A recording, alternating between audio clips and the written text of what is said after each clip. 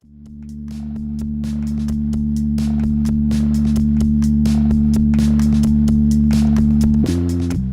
wanted a sweet shop, really. I wanted those little bags, and I wanted to put a pound of this and a few boiled sweets, and I wanted to swing the bag and have ears.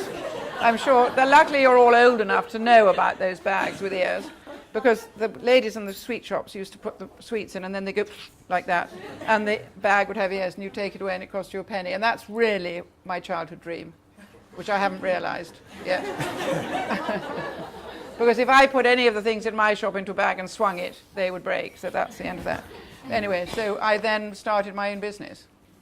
Yeah, so there's a total disjunct between your dreams and Totally. how it turned out. Well, except that I do have the shop. And your skills, and the skills that you demanded people applying to Nina Campbell. Totally, yes. Yeah.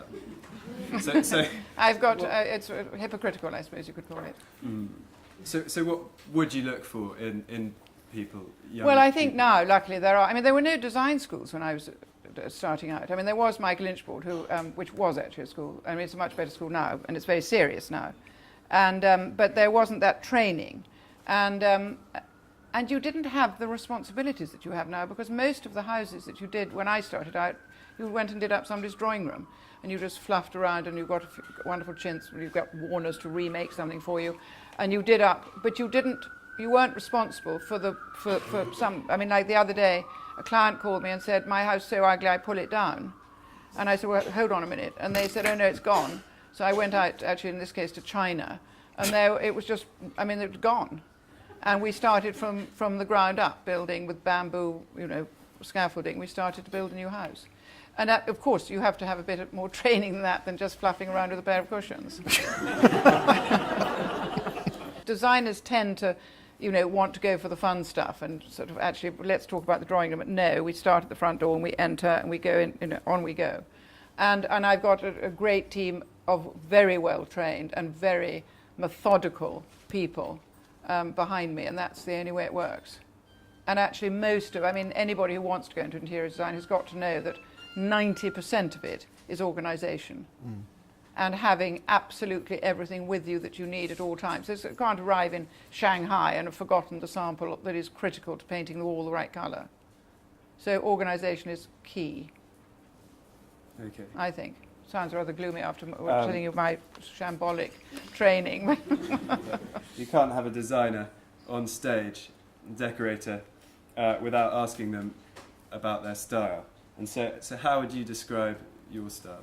Well, I think the most important thing about style, I hate it when people think they've got either good or bad taste, because that's only, everybody thinks they've got. I'm sure most people, especially the ones with what one could consider bad taste, all think they've got practically good taste. The only time you think you might have bad taste is when you actually realise that what taste is all about. But I think you've got to be very practical in building a house. The most important thing is to be very practical, because nothing's worse in a house than it not working. But I mean, there's got to be storage is so important, and it sounds really mundane. But you've got to get the lighting right, the storage right, the flow of the house right, and everything else. The colour actually can be changed anyway. But I think comfort is the best thing. I love to entertain. So the most important thing for me is that when people come into my house, they feel comfortable. I don't want them coming in and think, "Oh, God, this is a designer's house. I better be careful how I sit on the chair, and maybe the cushion needs puffing up." I mean, that's just awful. You do your house, whoever you are, and you make it as comfortable as you can for the people you want to entertain. Many years ago, I read a book about Beau Brummel, and he said, it doesn't matter if you take 5 hours to arrange your cravat, which, as you know, if you know anything about Beau Brummel, was the only thing that really mattered. And once you go out the door, you never touch it again. And I thought that applied very well to interior design. You spend a lot of time thinking about your house. How is it going to work? How is people going to get a drink when they first arrive? How are they going to, where's the kitchen? How is everything going to work? The bedrooms, bathrooms. How is it going to be comfortable? And once it's finished, that's it. You feel confident in it. And you open your doors and in come your friends and you have a jolly good time.